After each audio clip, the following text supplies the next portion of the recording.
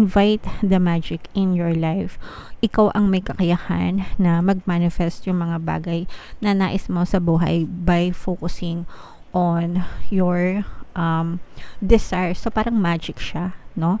Kala natin magic, akala natin miracles kapag nag-manifest yung mga desires natin, but it's simply because we paid attention dun sa gusto natin. And kapag nagpe-pay attention tayo, ibig sabihin focus natin yung attention natin dun sa isang bagay, whether positive siya or negative, yung energy nyo doon nafo-focus, and yun yung nagmamaterialize sa inyong physical reality, mga kapiksi. So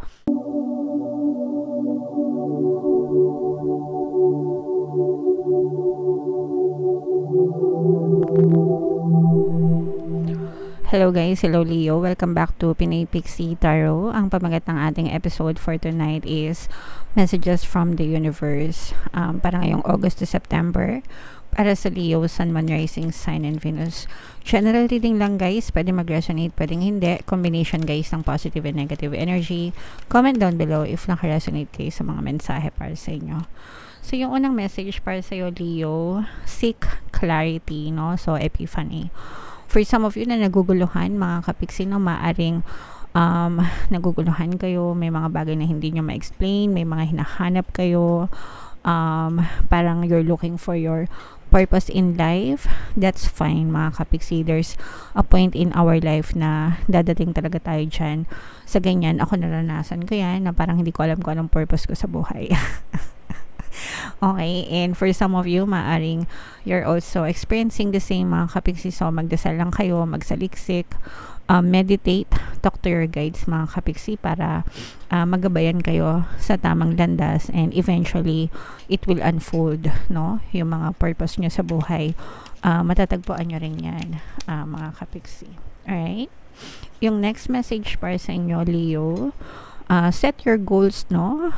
August 2023 na, so nasa third quarter na tayo ng 2023 and second half ng 2023. So it's never too late kung hindi kayo nakapag-set ng goals sa pagpasok ng 2023. It's not too late to set your goals right now and make plans and take action, mga kapiksi.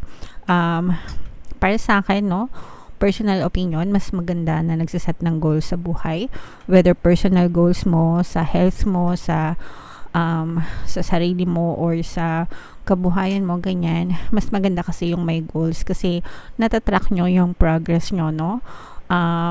Parang masasabi mo ba na mas maganda yung taon mo ngayon kesa sa taon mo last year? Mas maganda ba yung kinahinat na ng sitwasyon mo right now kaysa last year? So ganun palagi yung pag-compare, kaysa last year, kaysa last 2 years ago, 3 years ago, diba? So doon mo marirealize kung nagpo-progress ka ba sa buhay, and kung may magandang kinahihinatnan yung buhay mo, no? So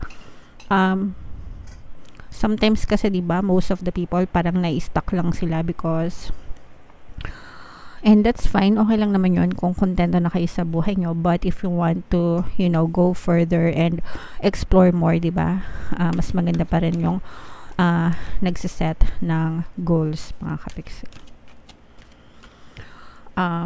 Next message Leo is enlightenment. So dahil nga yung iba sa inyo is naghahanap ng clarity, for some of you maaring nagkakaroon kayo ng spiritual awakening. So this will not resonate with all, mga kapiksi, kasi hindi naman lahat naka-experience ng ganito.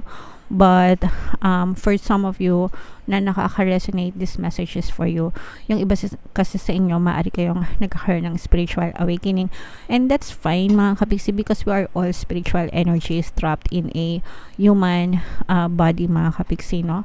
Sometimes lang mas mataas yung ating spiritual na kakayahan or antas, ganyan, aspeto. Kaya may mga na-experience tayo na parang kakaiba sa normal na buhay ng isang tao. So kung nagsasaliksik kayo, that's probably why naghahanap kayo ng mga sagot, no? look for people na makakapagbigay ng sagot sa mga tanong nyo, mga kapiksi. Alright? Yung next message natin para sa inyo, Leo, comment down guys, no, if nakaka-resonate kayo. Take a leap of faith, mga kapiksi, magtiwala lang kayo and don't be afraid to take risks, okay? Huwag kayong matakot na sumugal, mag-try ng mga bagong adventures, bagong experiment, ganyan, mga bagong bagay sa mundo, kasi habang nag-explore kayo, nag-experiment kayo, doon nyo marirealize na marami pa pala kayong pwedeng marating sa buhay, and we get to live just once, diba? So explore nyo na lahat ng gusto nyong explore, mga kapiksi, okay? Alright. Yung next message para sa'yo, Leo, is invite serendipity, invite the magic in your life. Ikaw ang may kakayahan na mag-manifest yung mga bagay na nais mo sa buhay by focusing on your desire. So parang magic siya, no? Kala natin magic, akala natin miracles kapag nag-manifest yung mga desires natin, but it's simply because we paid attention dun sa gusto natin. And kapag nagpe-pay attention tayo, ibig sabihin focus natin yung attention natin dun sa isang bagay, whether positive siya or negative, yung energy nyo doon nafo-focus, and yun yung nagmamaterialize sa inyong physical reality, mga kapiksi. So make sure na you are always focused on your desires imbes na sa mga reklamo, para yung mga desires nyo yung ma-push out sa inyong 3D, sa inyong physical reality. You can definitely transform your life for the better, mga kapiksi. Life is just an illusion. Ayan, no?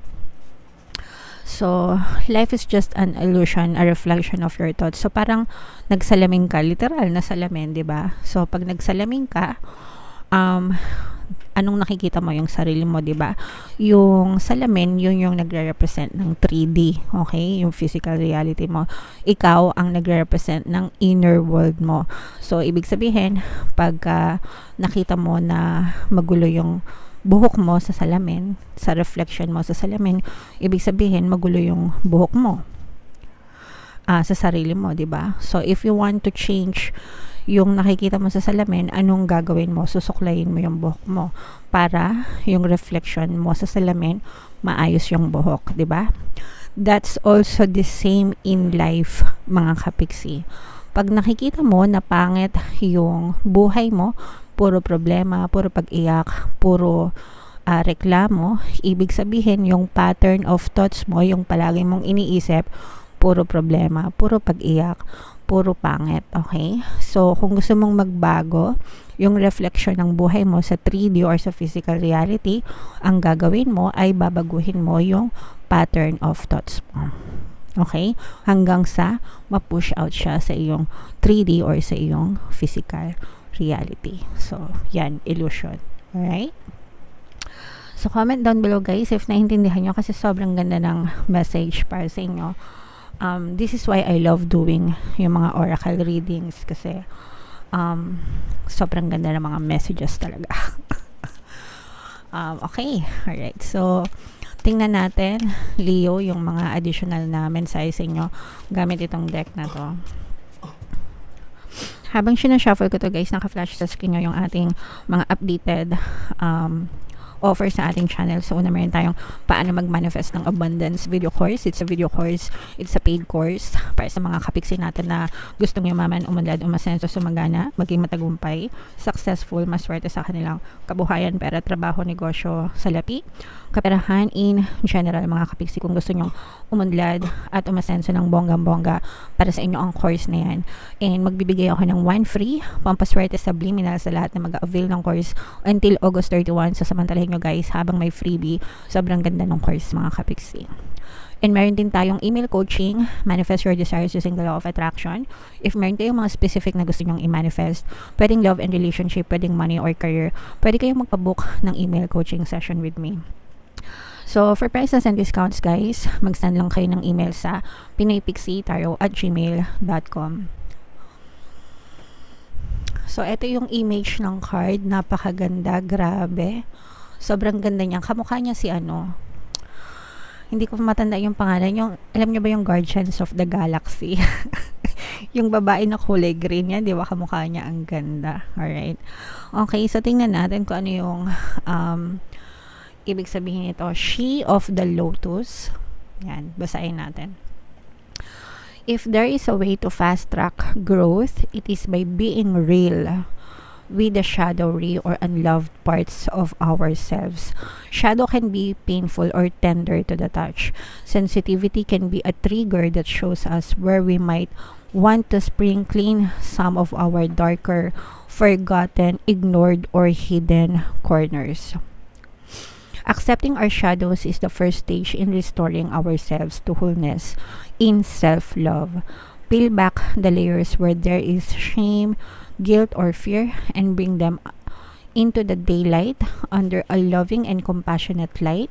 They will resolve and reassimilate, reminding us that on the flip side of the coin, these are our superpowers.